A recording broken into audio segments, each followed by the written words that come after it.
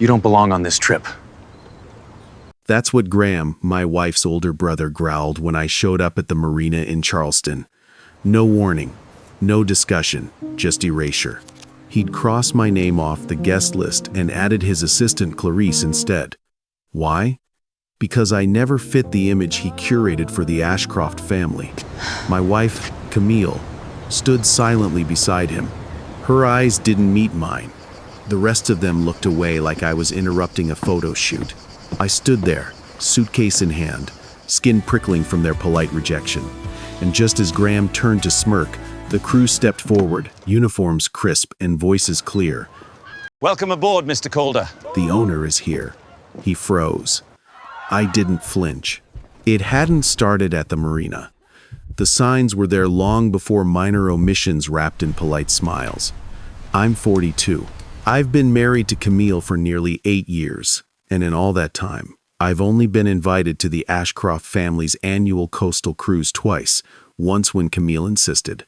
The second time after I helped fund the renovation of the family estate. I didn't even know the trip was happening this year until I saw it in Clarice's Instagram story. A slow-motion boomerang of champagne flutes, a yacht's polished deck behind them, captioned, "Ashcroft Legacy Cruise Loading." I stared at it while standing barefoot in my kitchen, coffee cooling in my hand. Every face was familiar: Graham, his fiancée Sierra, their cousin Tate, even Camille's old piano teacher, everyone except me. I checked the family group chat Camille once added me to, but it is now gone from my app. I scrolled through my email. Nothing. No itinerary. No invite. Not even a mention. For a second, I told myself it must have been an oversight. But deep down, I knew it was orchestrated, deliberate. And the worst part? Camille hadn't said a word. They didn't forget me. They didn't think I'd come, or worse, didn't want me to. That night, I didn't bring it up right away. Camille was slicing oranges in the kitchen while scrolling through her work emails. The soft hum of the ceiling fan barely covered the silence stretching between us. I watched her momentarily, then asked lightly, "Is your family doing the cruise this year?" She looked up and blinked once. "Oh, yeah, Graham mentioned it. I think they're still sorting out the list." I tilted my head. "Am I on that list?" She hesitated. "Of course, why wouldn't you be?" I smiled small, deliberate, just wondering. She didn't check, she didn't ask, and I didn't push. After dinner, I washed the dishes by hand, one by one, watching the water swirl around the sink. There's something cruel about silence, how it wraps around you like fog and pretends to be peace. I stared at the ceiling fan blades turning overhead that night in bed. I thought about every subtle exclusion I'd brushed off. Being left out of Camille's cousin's wedding slideshow, assigned to the overflow table at Thanksgiving, mistaken for the hired help by Graham's friend. Eventually, I opened the drawer beside the bed, pulled out my journal, and wrote just 6 words in sharp, steady ink. They knew, and they counted on it. I didn't sleep much after that. The next morning, just after I poured my second cup of coffee, a text buzzed on my phone from Graham.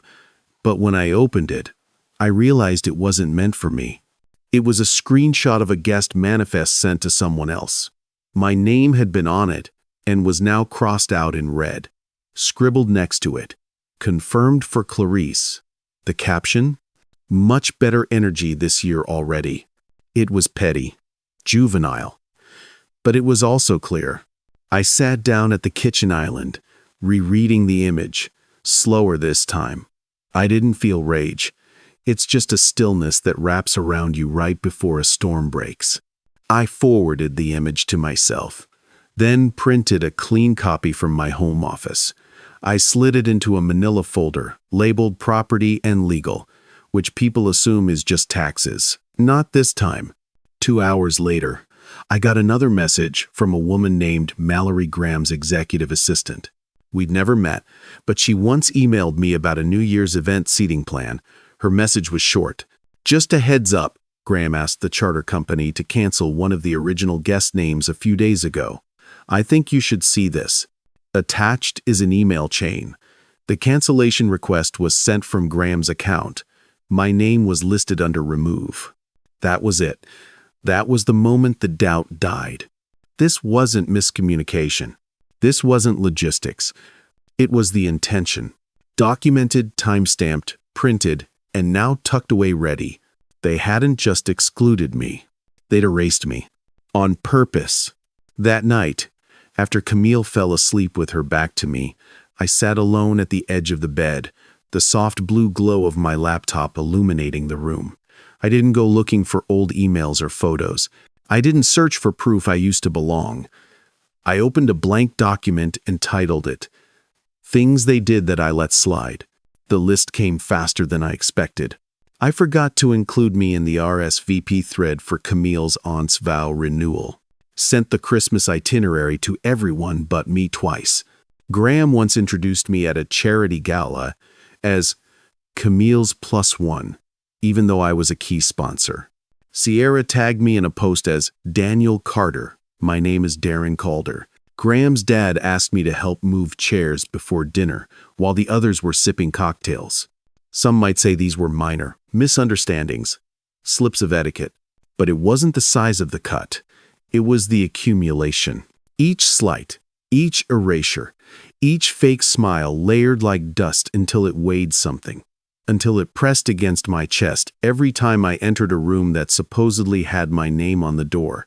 I remember standing at Camille's cousin's engagement party a few months back. I'd quietly helped pay for the venue at Camille's request. With champagne in hand, Graham stood in the middle of the courtyard, making a toast about family legacy. He ended with, "We're only as strong as those who carry our name." Camille didn't flinch. She just smiled. And I just stood there like a ghost with a wallet. I used to tell myself it wasn't worth stirring up drama. Pick your battles, I'd mutter. But it's not about one battle when someone keeps cutting you in small, precise ways. It's about the war of attrition where you lose yourself in the effort to maintain peace. Earlier that year, Graham's assistant Mallory had mistakenly included me on a thread discussing the seating chart for a New Year's Eve dinner. She'd quickly followed with, "Oops, please disregard."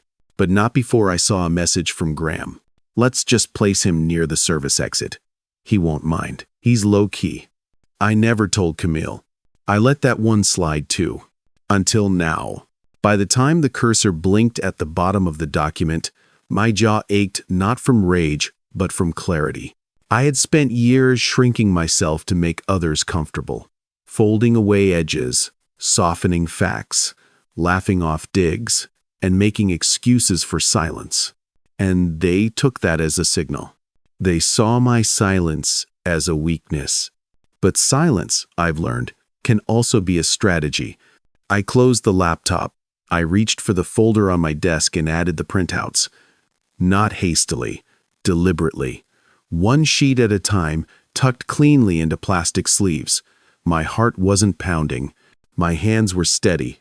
This wasn't about getting even anymore. It was about getting visible. They had written a narrative without me. Now, I was preparing to revise it. Not with shouting, but with documents, dates, receipts, and a presence they could no longer ignore. The next morning, I brewed coffee before the sun broke over Charleston Harbor. The house was quiet, too quiet. I sat at the kitchen table, staring at the folder now labeled in bold black ink. Calder, Yacht Dispute. A name they would have never expected to be on anything official. Camille walked in barefoot, tying the sash of her robe. She paused when she saw the folder but said nothing. "I'll be heading out of town tomorrow," I said without looking up. She frowned. "Where?" "Savannah, the marina." A beat passed, then two, four. "The cruise?" I nodded slowly. "Yeah." Since no one informed me, I figured I'd inform myself. She sat across from me. "Darren, can't we just talk to them? This is a misunderstanding." I reached over to the counter, picked up a single sheet, and slid it across the table. It was the guest manifest. My name struck through in red. Clarice's circled. "It's not a misunderstanding, Camille. It's a paper trail." She opened her mouth, then shut it. By early afternoon, I called Ronald Beckman, the maritime attorney who helped draft the yacht's co-ownership paperwork. He picked up on the third ring. "Ronald, quick question," I asked. "Is my name still listed as legal co-owner?" There was a brief pause as he checked. "Yes. Equal co-owner with full rights to itinerary access and boarding authority. Could you email me a PDF copy?" "Of course. Want me to print one for pickup too?" "Yes. Tomorrow morning. I'll swing by before heading to the docks." Later that night, as I packed, I laid the documents out like weapons. Ownership records, the guest list, Mallory's email, screenshots. I placed each page into individual sleeves, securing them in the folder like a prosecutor preparing for trial. This wasn't about confrontation. It was about clarity. I didn't pack swim trunks. I didn't bring sunscreen or sandals. I packed the truth. The next morning, I wore a navy button-up, blazer, and slacks. No flashy designer labels. No statement watch. Just clean lines and quiet intention. When I walked into Beckman and Associates, the receptionist didn't ask questions. She handed me the folder, freshly printed and sealed. I drove to the Savannah Marina in silence, windows cracked, salt air curling into the car like memory. As I pulled up to the private dock, I spotted the familiar shape of the Ashcroft yacht, the Monarch's wake gleaming white against the morning light. At the end of the dock stood Graham, and beside him, Clarice sipped an iced latte like she'd been born into the family she was hired to organize. Graham's smirk deepened as I approached. "Darren," he drawled. "Didn't get the memo." "Oh, I got all the memos," I said evenly. He stepped in front of the ramp. "You're not on the list." Before I could respond, the lead deck officer emerged from the yacht, glancing at a tablet. "Mr. Calder?" he called. I raised my hand slightly. "Right here." Welcome aboard, sir," he said. We were waiting for the owner's arrival to begin boarding procedures. Graham's face cracked barely, but enough. Clarice blinked and turned away. Camille, standing behind them both, didn't speak. I stepped onto the ramp. My heels clicked once, twice, and with that, I boarded, quiet, unbothered, not to prove anything, but to take my place, deliberately, irrevocably. The teak deck felt solid beneath my shoes, warm from the Georgia sun, polished to a shine so perfect it mirrored the sky. I moved calmly, passing floral arrangements that matched the Ashcroft's social feeds and champagne flutes arranged with surgical symmetry. I didn't speak. I didn't smile. I walked across the main deck like I had always belonged, because I had. From the corner of my eye, I saw Camille, half hidden behind the upper deck railing, watching. Graham had retreated into a tight circle of family and guests, whispering something to his fiancée Sierra and trying to look unfazed. But he wasn't. His jaw was set just a little too tight. The captain met me near the helm, respectful but not overly formal. "Mr. Calder, the crew's prepared to launch at your discretion. Your quarters are ready." I nodded once. "Proceed." That single word echoed louder than any argument. By noon, everyone had settled into their roles, the curated kind. Polite conversation floated through the deck as if nothing had happened. The valet staff served hors d'oeuvres. Camille smiled too wide. Graham sipped bourbon and avoided eye contact. And then, as if on cue, it started. Sierra stepped onto the upper deck, phone in hand, and launched into a live Instagram story. "Hey everyone. Just a little peek into our annual Ashcroft family cruise," she sang sweetly, sweeping her camera across the boat. "It's all about tradition, connection, legacy." I watched from the lounge, seated beside one of the sculptural centerpieces Graham insisted were coastal minimalist. Callista, a freelance writer I vaguely remembered from a past event, sat beside me, pretending to scroll her phone.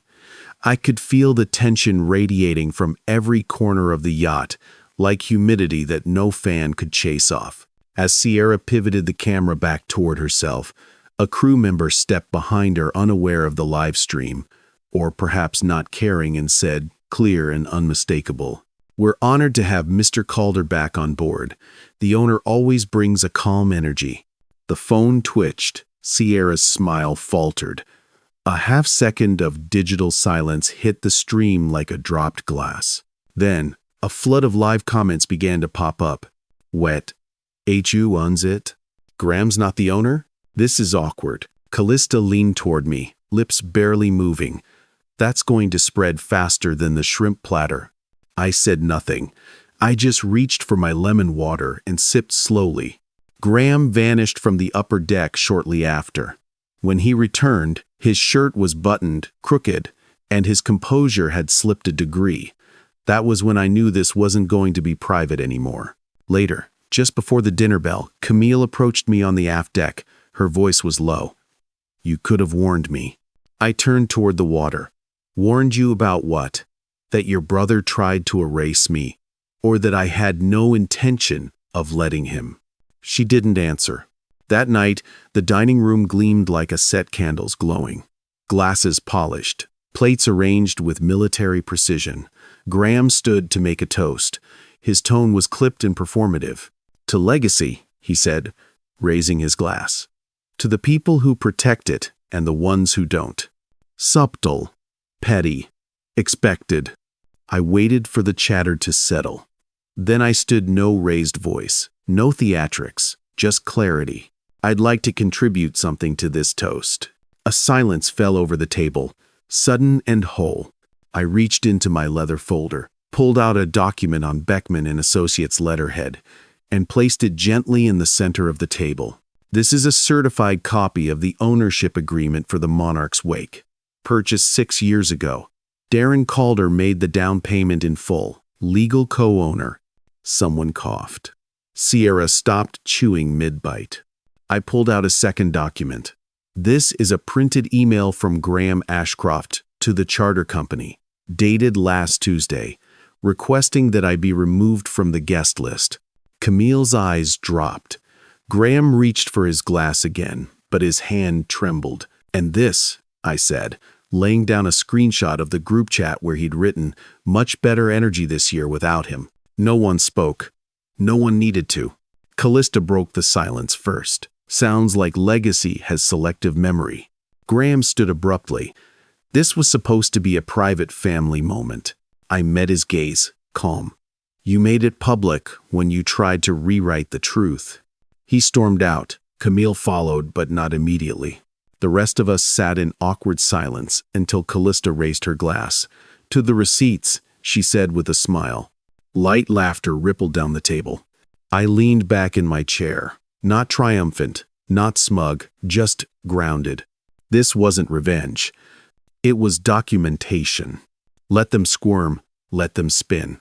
I hadn't raised my voice once. And yet, the truth had landed louder than any toast ever could. After dinner, the guests splintered. Some retreated to their cabins. Others clung to their wine glasses and small talk like lifelines.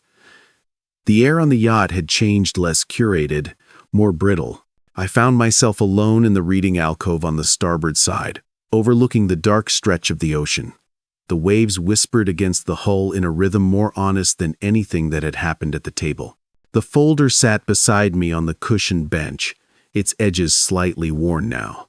I'd opened and closed it so many times, not out of anger, but reverence. Each page inside it carried not just proof but memory. Wait.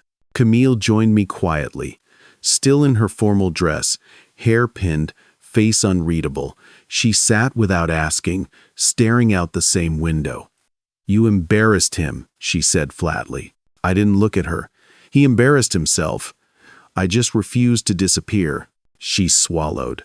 "You've never pushed like this before." "No," I said, "because I used to think that staying quiet was the higher road, that letting things slide was the cost of keeping peace. And now I know silence only works if the other side has shame. Graham doesn't, and your family doesn't operate on fairness, they operate on legacy." But no one in that dining room seems to understand that I built part of that legacy. And I didn't inherit it. I didn't marry into it. I earned it. Alone. And I reached for the folder, opened it again, and held up a single sheet, the wired transfer confirmation for the yacht's down payment. My name, the full amount, and the date. This isn't just a document. It's a stake in the ground, and I'm done acting like it doesn't matter. Camille didn't argue. She just whispered, "He's going to spin it." "He already did," I said. "But it's harder to lie when the paper's been read aloud."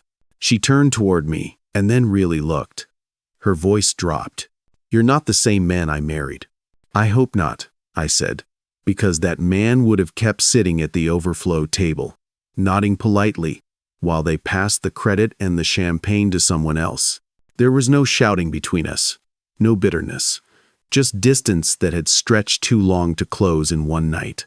Before she could speak again, I stood, folder in hand. "You don't have to defend me," I said softly, "but don't expect me to defend their story anymore either." "Oh." I returned to my cabin, placed the folder on the desk, and exhaled slow, full, steady. For the first time in years, I felt something subtle but unmistakable. Not victory, not vindication, presence. I was no longer asking to be included. I had asserted my place, and there was nothing left to explain. The next morning came slowly, shrouded in fog, like the yacht was pausing to breathe. The sea was unusually still, as if it, too, was recalibrating. Breakfast was set out neatly in the main salon: soft scrambled eggs, steel-cut oats, and berries arranged in geometric rows. But the atmosphere had shifted. No one talked about dinner. No one brought up the toast. And no one, especially not Graham, looked me in the eye. I sat alone at the end of the dining table, hands wrapped around a plain ceramic mug, watching the steam spiral upward. No need to prove anything anymore. I didn't need to win the room. Just being present, unchanged, unbothered, was power in itself. Camille entered later than usual. She offered a polite nod, but sat 2 seats away. I wasn't angry about that. Not anymore. I had begun to accept that some distances aren't arguments, their boundaries finally made visible. Mid-morning, Callista found me near the stern, leaning over the railing with my sleeves rolled. "It's out," she said. I turned to her. "What is?" She handed me her phone. There on the screen was an essay she'd posted just an hour earlier. The man they tried to erase. A quiet study in ownership and legacy. My name sat at the top of the byline. Our story was laid out with precision, grace, and undeniable documentation. It was clear, respectful, and unflinching. "Do you want me to take it down?" she asked. I read the last line aloud, quietly. Sometimes, the most powerful form of resistance is to remain present with the receipts. "No," I said, "let it stand." By noon, Camille approached again, not with accusations this time, not with defense, just a soft fatigue in her posture that I hadn't seen before. "I spoke to Ronald," she said. "He confirmed everything. I knew you were listed on the paperwork, but didn't know you were the sole investor. Why didn't you tell me?" I looked at her. "Because I didn't want to hold it over your family's head. Letting it be ours on paper would make it feel more shared, more accepted." She crossed her arms. "Graham said you blindsided him." I chuckled, not unkindly. I didn't blindside him. I didn't let him finish the edit. He tried to rewrite history while I was still living it. Her eyes shimmered with something close to regret. "I should have said something a long time ago." "You still can, just maybe not to me first." Later that afternoon, I watched Graham sit alone near the upper deck, nursing a glass of something dark. His circle had thinned. Clarice had distanced herself. Sierra stayed by the spa deck. The social order had shifted subtly but definitively. That evening, during a quiet cocktail hour, Odelia Graham and Camille's aunt and one of the family's longtime gatekeepers approached me near the port stairwell. Her pearls were perfectly aligned, but her expression had softened. "I didn't see it before," she said, folding her hands. "Now I do." She didn't say sorry, and I didn't ask her to. "Thank you," I replied, steady and simple. "Not everything needs an apology. Some recognitions are enough." When the sun dipped below the horizon, casting streaks of amber light across the water, I stood on the upper deck and breathed in the hush, not silence born of exclusion, but peace the kind that doesn't require an audience. Someone had begun setting the table inside the lounge for an impromptu closing dinner, but I didn't feel the need to attend. I wasn't walking away. I wasn't orbiting anymore. Instead, I returned to my cabin and unzipped my bag, not the one with clothes, but the one with everything that mattered. I sat at the desk and began putting the documents back in order, one by one. The ownership transfer, the wire records, the printed emails, Mallory's message, Callista's article. I tucked them into a single labeled binder, Calder, Monarch file. It felt final, not aggressive, just complete. Camille knocked gently on the doorframe. "Can I come in?" I nodded. She looked around the room at the tidy order, the papers, the stillness. "You're not just leaving the room. You're leaving the version of yourself they were comfortable ignoring." I smiled faintly. It was never about being loud. I just stopped making myself small. She hesitated, then stepped closer. "I want to do better." "I believe you," I said. "But I also believe in watching what happens next." She nodded, eyes clear. "Fair." Oh. The next morning, we docked back in Charleston. No fanfare, no public goodbyes, just quiet suitcases, rolling wheels, and scattered glances.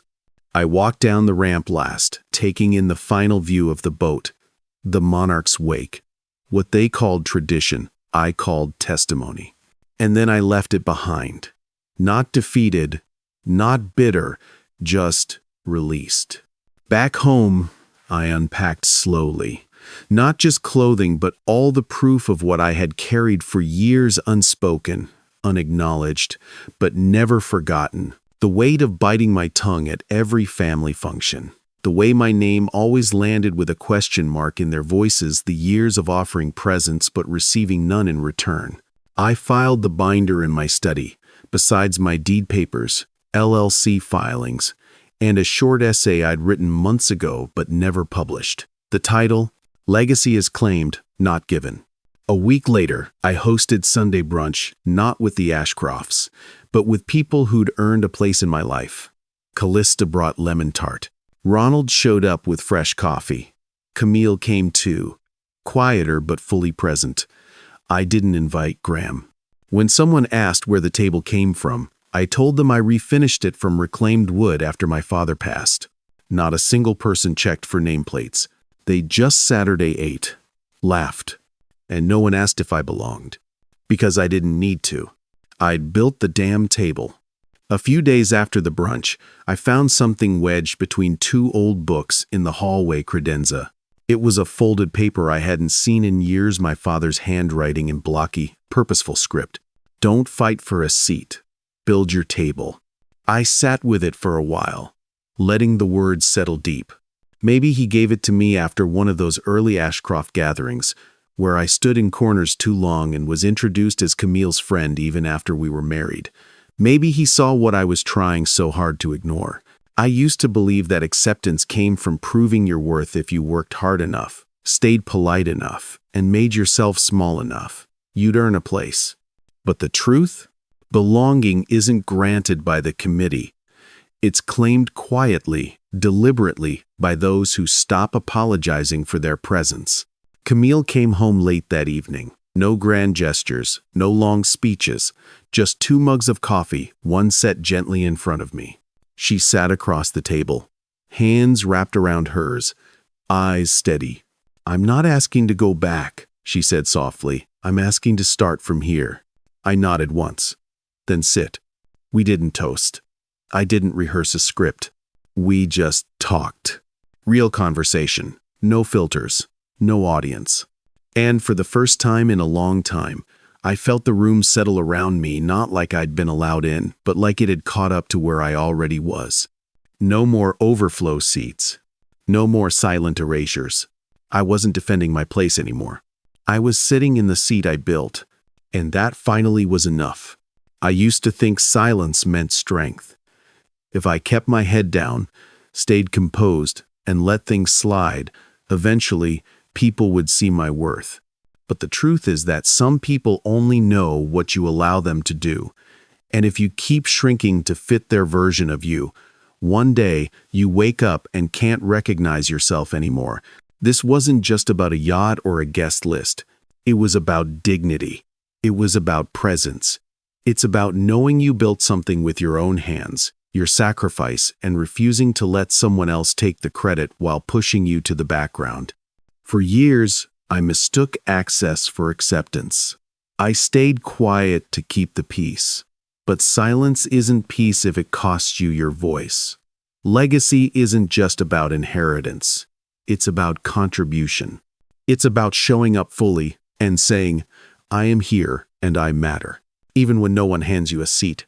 To anyone who ever felt erased by family, circumstance, or people who underestimated you, you don't have to fight louder, but you do have to stop folding. Stand tall, be still, let your receipts speak.